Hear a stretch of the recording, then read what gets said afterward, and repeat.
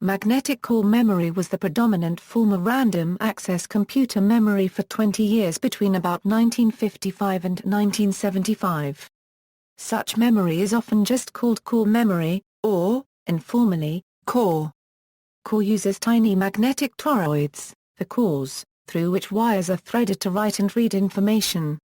Each core represents one bit of information. The cores can be magnetized in two different ways, and the bit stored in a core is 0 or 1 depending on that core's magnetization direction. The wires are arranged to allow for an individual core to be set to either a 1 or a 0 and for its magnetization to be changed by sending appropriate electric current pulses through selected wires. The process of reading the core causes the core to be reset to a 0, thus erasing it. This is called destructive readout. When not being read or written, the cores maintain the last value they had, even when power is turned off. This makes them non-volatile. Using smaller cores and wires, the memory density of cores slowly increased, and by the late 1960s a density of about 32 kilobits per cubic meter was typical. However, reaching this density required extremely careful manufacture, almost always carried out by hand in spite of repeated major efforts to automate the process. The cost declined over this period from about $1 per bit to about 1 cent per bit. The introduction of the first semiconductor memory SRAM chips in the late 1960s began to erode the core market. The first successful DRAM, the Intel 1103, which arrived in quantity in 1972 at 1 cent per bit, marked the beginning of the end of core. Improvements in semiconductor manufacturing led rapid increases in storage and decreases in price that drove core from the market by around 1974. Although core memory is obsolete, any computer memory is still occasionally called core. In particular, a file recording the contents of memory after a system error is usually called a core dump. History =developers =. The basic concept of using the square hysteresis loop of certain magnetic materials as a storage or switching device was known from the earliest days of computer development. Much of this knowledge had developed due to an understanding of transformers, which allowed amplification and switch-like performance when built using certain materials. The stable switching behavior was well known in the electrical engineering field, and its application in computer systems was immediate. For example, J. Presperekut and Jeffrey Chuanchu had done some development work on the concept in 1945 at the Moore School during the ENIAC efforts. Frederick Vere applied for various patents on the use of transformers for building digital logic circuits in place of relay logic beginning in 1947. A patent on a fully developed core system was granted in 1947, and later purchased by IBM in 1956.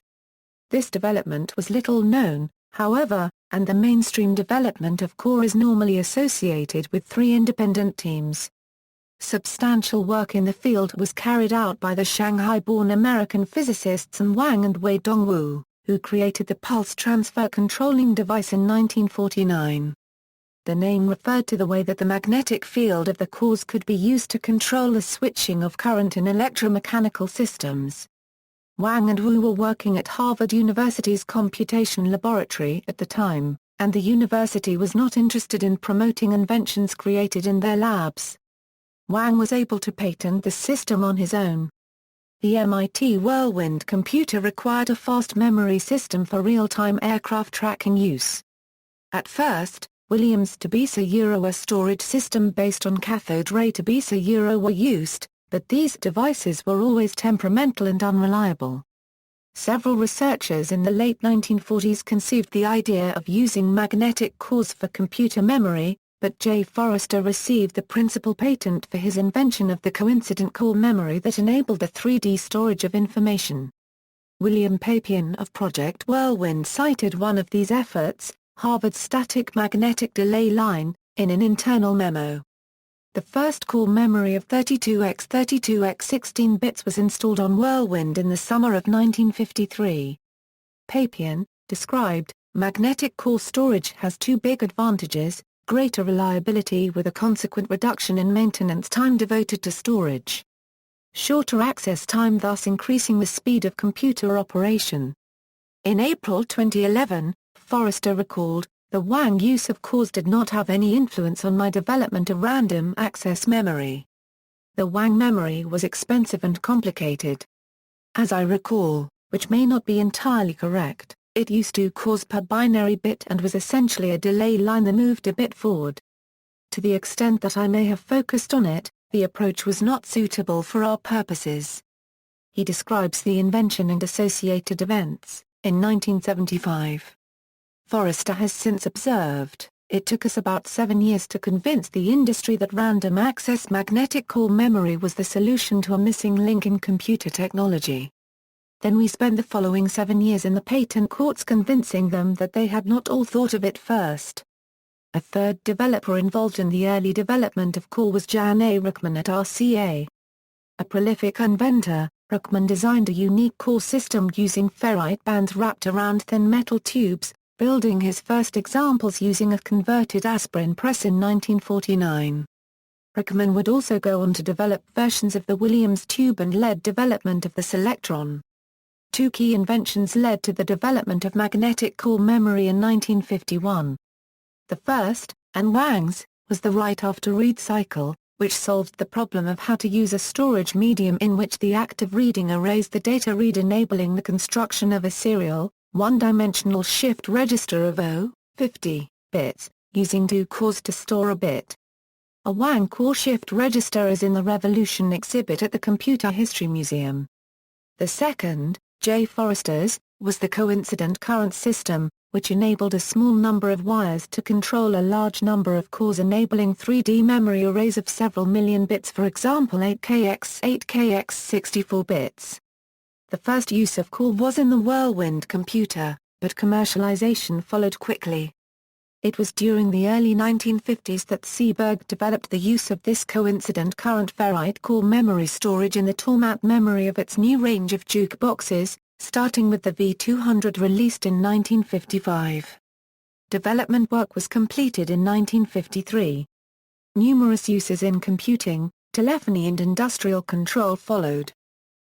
Patent disputes Wang's patent was not granted until 1955, and by that time core was already in use.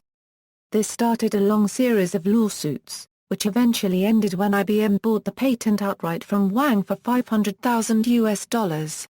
Wang used the funds to greatly expand Wang Laboratories, which he had co-founded with Dr. Ji Yao Chu, a schoolmate from China. In 1964, after years of legal wrangling, IBM paid MIT $13 million for rights to Forrester's patent, the largest patent settlement at that date.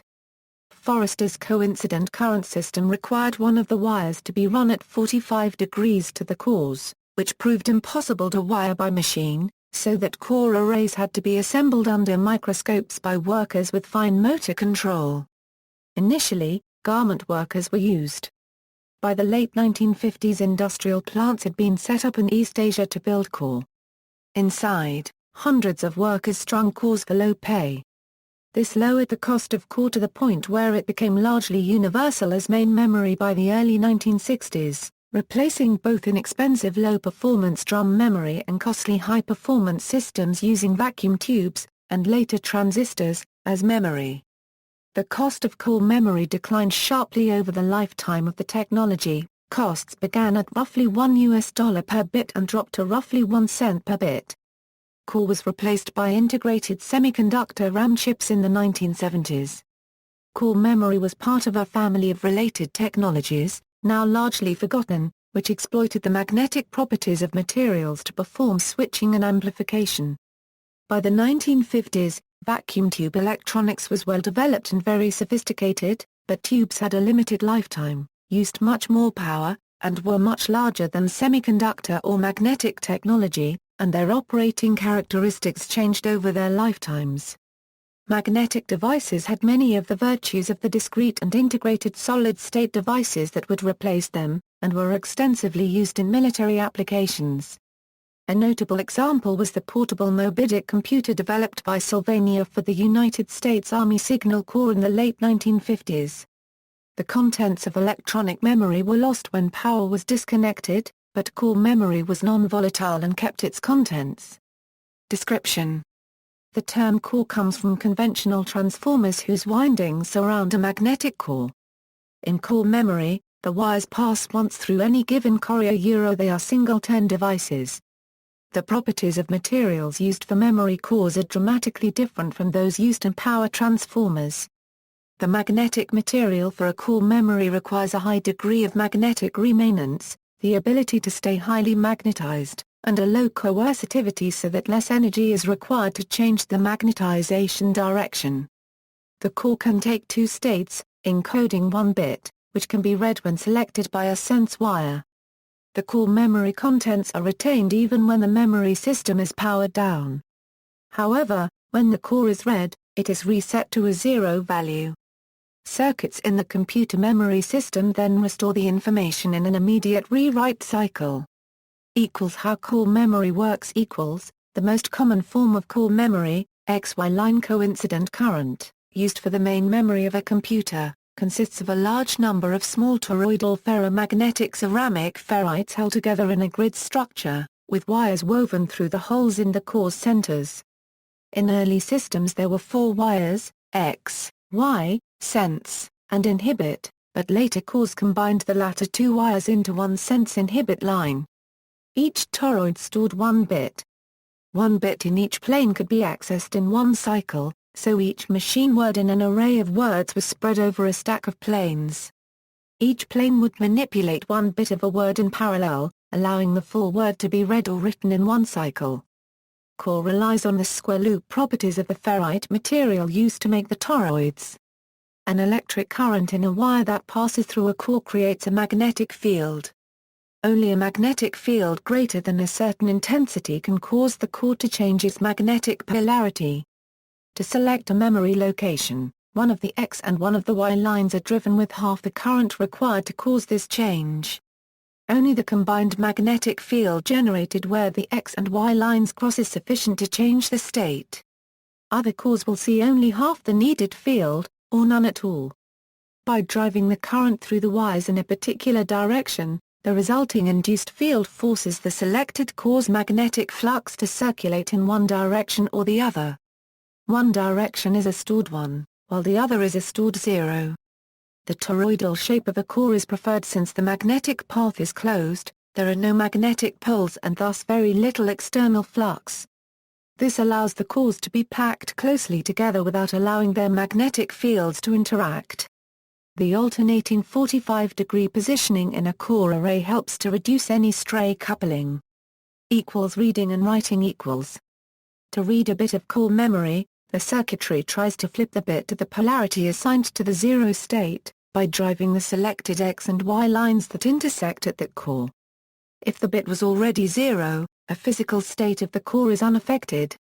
If the bit was previously 1, then the core changes magnetic polarity. This change, after a delay, induces a voltage pulse into the sense line.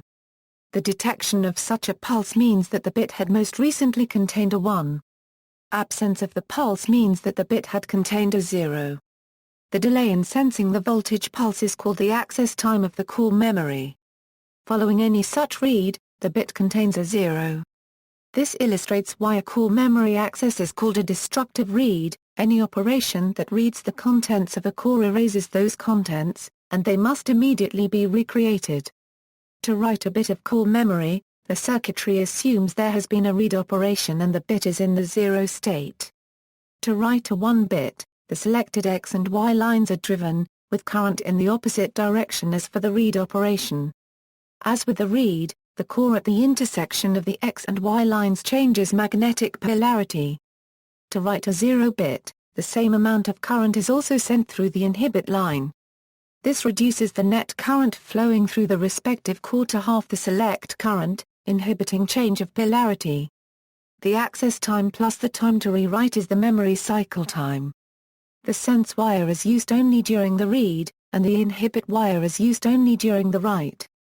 For this reason, later core systems combine the two into a single wire, and used circuitry in the memory controller to switch the function of the wire. Core memory controllers were designed so that every read was followed immediately by a write. Computers began to take advantage of this fact. For example, a value in memory could be read with post increment almost as quickly as it could be read. The hardware simply incremented the value between the read phase and the write phase of a single memory cycle. This might be twice as fast as the process of obtaining the value with a read-write cycle, incrementing the value in some processor register, and then writing the new value with another read-write cycle. Other forms of core memory. Word-line core memory was often used to provide register memory. Other names for this type are linear select and 2D. This form of core memory typically wove 3 wires through each core on the plane, word read, word write, and bit sense write. To read or clear words, the full current is applied to one or more word read lines. This clears the selected cores and any that flip-induce voltage pulses in their bit sense write lines. For read, normally only one word read line would be selected. But for clear, multiple word read lines could be selected while the bit sense write lines ignored. To write words, the half current is applied to one or more word write lines, and half current is applied to each bit sense write line for a bit to be set. In some designs, the word read and word write lines were combined into a single wire, resulting in a memory array with just 2 wires per bit. For write, multiple word write lines could be selected. This offered a performance advantage over XY line coincident current in that multiple words could be cleared or written with the same value in a single cycle. A typical machine's register set usually used only one small plane of this form of core memory. Some very large memories were built with this technology, for example the extended core storage auxiliary memory in the CDC 6600, which was up to 2 million 60-bit words. Another form of core memory called core rope memory provided read-only storage. In this case, the cores, which had more linear magnetic materials, were simply used as transformers. No information was actually stored magnetically within the individual cores. Each bit of the word had one core. Reading the contents of a given memory address generated a pulse of current in a wire corresponding to that address. Each address wire was threaded either through a core to signify a binary, 1, or around the outside of that core, to signify a binary, 0. As expected, the cores were much larger physically than those of read-write core memory. This type of memory was exceptionally reliable. An example was the Apollo guidance computer used for the moon landings. Physical characteristics. The performance of early core memories can be characterized in today's terms as being very roughly comparable to a clock rate of 1 MHz. Early core memory systems had cycle times of about 6 a microsecond, which had fallen to 1.2 a microsecond by the early 1970s, and by the mid-70s it was down to 600 nanoseconds. Some designs had substantially higher performance. The CDC 6600 had a memory cycle time of 1.0 a microsecond in 1964, using cores that required a half select current of 200 MA. Everything possible was done in order to decrease access times and increase data rates, including the simultaneous use of multiple grids of core, each storing one bit of a data word. For instance, a machine might use 32 grids of core with a single bit of the 32-bit word in each one, and the controller could access the entire 32-bit word in a single read-write cycle. Core memory is non-volatile storage. It can retain its contents indefinitely without power. It is also relatively unaffected by EMP and radiation. These were important advantages for some applications like first-generation industrial programmable controllers, military installations and vehicles like fighter aircraft, as well as spacecraft, and led to core being used for a number of years after availability of semiconductor MOS memory. For example, the Space Shuttle flight computers initially used core memory, which preserved the contents of memory even through the Challenger's disintegration and subsequent plunge into the sea in 1986. Another characteristic of early core was that the coercive force was very temperature sensitive. The proper half-select current at one temperature is not the proper half-select current at another temperature. So a memory controller would include a temperature sensor to adjust the current levels correctly for temperature changes. An example of this is the core memory used by Digital Equipment Corporation for their PDP-1 computer. This strategy continued through all of the follow-on core memory systems built by DEC for their PDP line of air-cooled computers. Another method of handling the temperature sensitivity was to enclose the magnetic core stack in a temperature-controlled oven. Examples of this are the heated air core memory of the IBM 1620 and the heated oil bath core memory of the IBM 7090, early IBM 7094s, and IBM 7030. Core was heated instead of cooled because the primary requirement was a consistent temperature, and it was easier to maintain a constant temperature well above room temperature than one at or below it. In 1980, the price of a 16 kilowatts core memory board that fitted into a DEC Q-bus computer was around $3,000.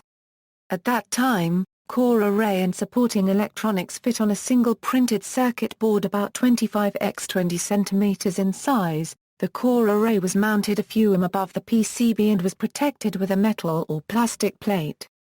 Diagnosing hardware problems in core memory required time-consuming diagnostic programs to be run. While a quick test checked if every bit could contain a 1 and a 0, these diagnostics tested the core memory with worst-case patterns and had to run for several hours. As most computers had just a single core memory board, these diagnostics also moved themselves around in memory, making it possible to test every bit.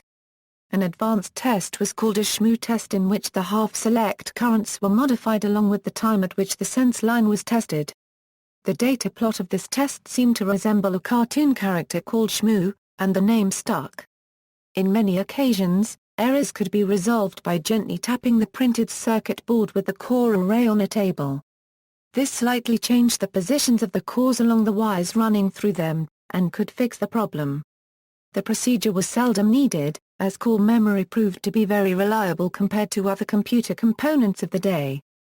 See also, delay line memory, core dump, core rope memory, twister memory, bubble memory, thin film memory, MRAM, ferroelectric RAM. Electronic calculators. Some early desktop models used magnetic core memory. References. Patents U.S. Patent 2,667,542 Electric connecting device, filed September 1951, issued January 1954, U.S. Patent 2,708,722 Pulse transfer controlling devices, and Wang filed October 1949, issued May 1955, U.S. Patent 2,736,880 Multi-coordinate digital information storage device, J. Forrester filed May 1951, issued February 28, 1956, U.S. Patent 2,970,291. Electronic relay circuit filed May 28, 1947, issued January 31, 1961. U.S. Patent 2,992,414 Memory transformer filed May 29, 1947, issued July 11, 1961. U.S. Patent 3,161,861 Magnetic core memory Ken Elson filed November 1959, issued December 1964. U.S. Patent 3,264,713 Method of making memory core structures filed January 30, 1962, issued August 9, 1966. U.S. Patent 3,421,152 Linear Select Magnetic Memory System and Controls. Therefore, W. J. Mahoney, issued January 7, 1969, U.S. Patent 4,161,037 Ferrite core memory, July 1979, U.S. Patent 4,464,752 Multiple event hardened core memory, August, 1984. External links, Interactive Java tutorial, Magnetic core memory National High Magnetic Field Laboratory, core memory at Columbia University, Navy Manual. Core memory on the PDP-11, core memory and other early memory types accessed April 15, 2006, Coincident Current Ferrite Core Memories Byte Magazine, July 1976, Casio AL1000 Calculator shows close-ups of the magnetic core memory in this desktop electronic calculator from the mid-1960s. Still used core memory in multiple devices in a German computer museum, a 110 nanosecond ferrite core memory, background on core memory for computers.